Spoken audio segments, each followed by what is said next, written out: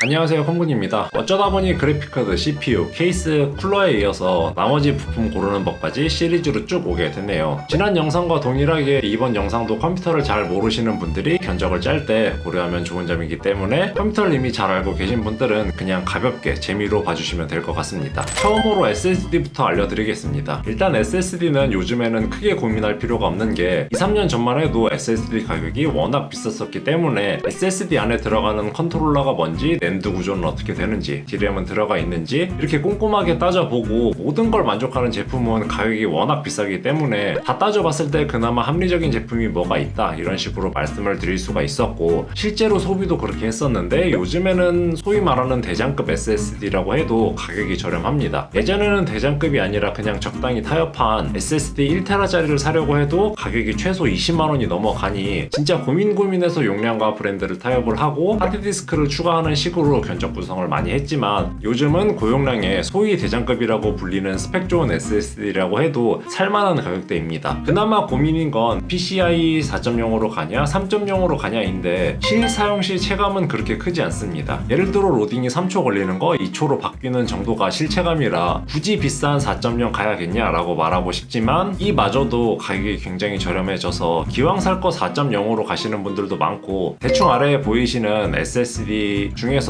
용량이랑 가격 보고 고르시면 될 것 같습니다. 메모리도 SSD와 마찬가지로 엄청 가격이 저렴해져서 가성비 따질 필요 없이 삼성, 마이크론, 하이닉스 정도에서 지금처럼 가격이 저렴할 때 용량 넉넉하게 선택해 주시면 될 것 같고, 고클럭 튜닝램은 자기 만족의 영역이라 컴리니 분들은 고려 안 하셔도 될 것 같습니다. 파워로 넘어가자면 파워도 몇 년 전만 해도 소위 말하는 뻥파워라고 불리는 전격 용량 미달인 파워가 많았습니다. 뻥파워가 단순하게 표기 출력이 뻥튀기 된 게 아니라 진짜로 파워에서 불이 나거나 터지는 경우도 있었기 때문에 파워는 좋은 거 써야 한다라는 의견이 지배적이었죠. 그래서 파워 브랜드를 굉장히 꼼꼼하게 따져서 구입하던 시기가 있었는데, 파워도 마찬가지로 부품들이 상향 평준화되어서 적당한 브랜드의 스탠다드 인증받은 저렴한 파워도 쓸만합니다. 조금 더 파워에 대해서 디테일하게 들어가면은 우선 파워 등급에 대해 설명할 필요가 있습니다. 등급표를 보자면 이렇게 됩니다. 롤도 아니고 파워에 스탠다드, 브론즈, 실버, 골드, 티타늄까지 티어가 있습니다. 티어는 파워 효율에 따라 갈라지고 이 등급을 받는 데에도 돈이 많이 들어간다고 하니 아무래도 고티어의 파워가 더 좋겠지만, 도대체 무슨 효율이 좋다는 건지 아직 감이 안 잡히죠. 간단하게 예를 들어 설명을 드리자면은, 스탠다드 파워가 100의 힘을 온전히 내려면은 115까지 힘을 올려야 하면은, 골드 등급은 108의 힘만 쓰면은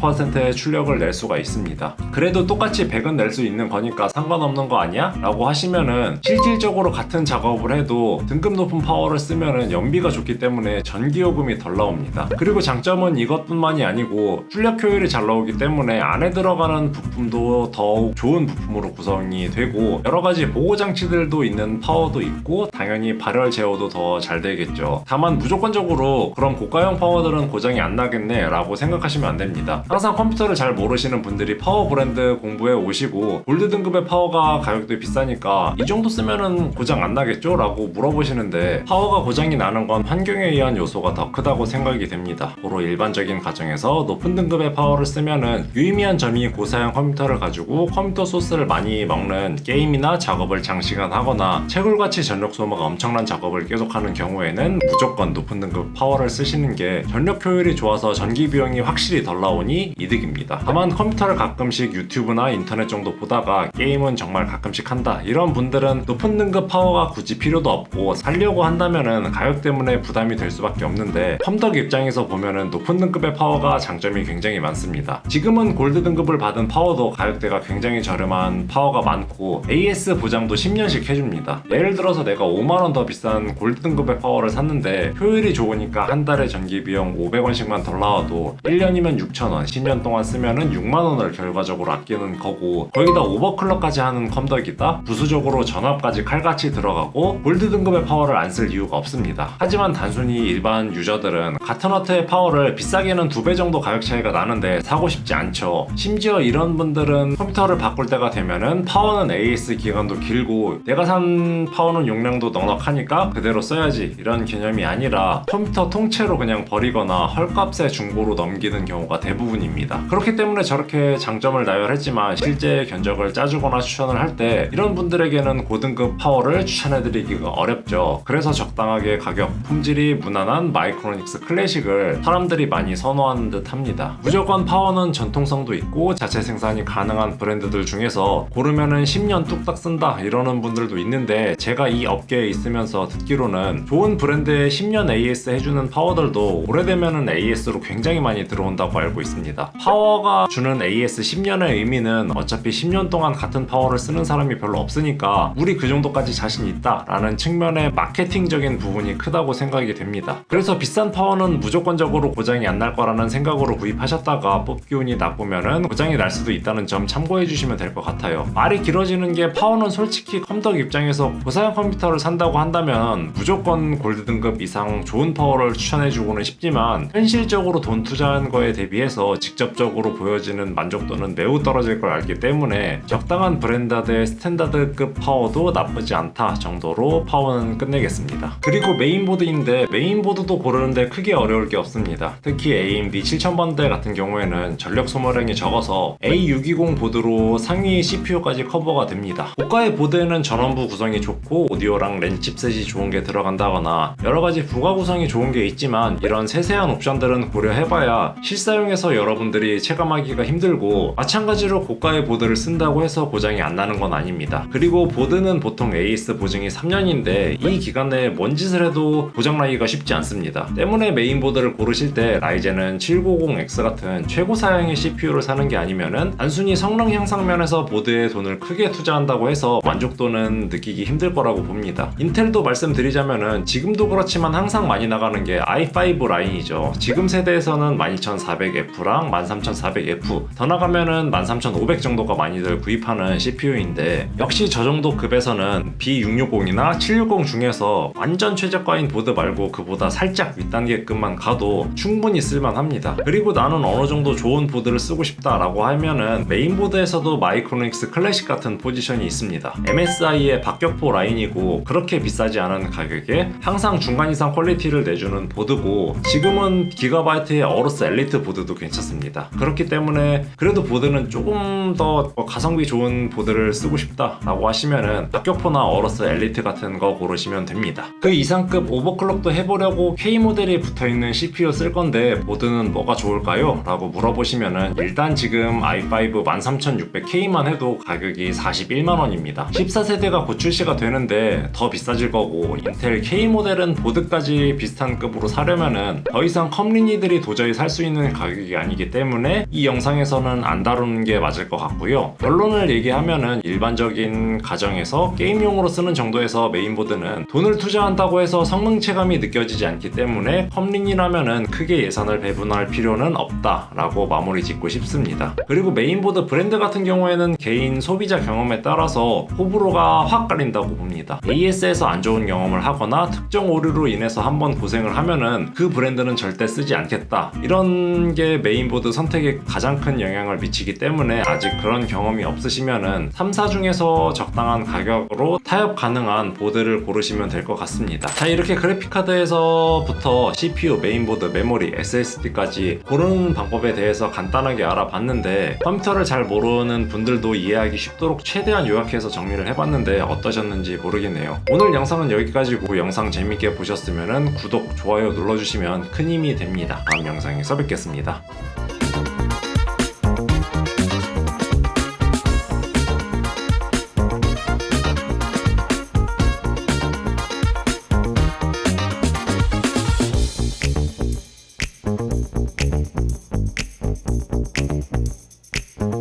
Thank you.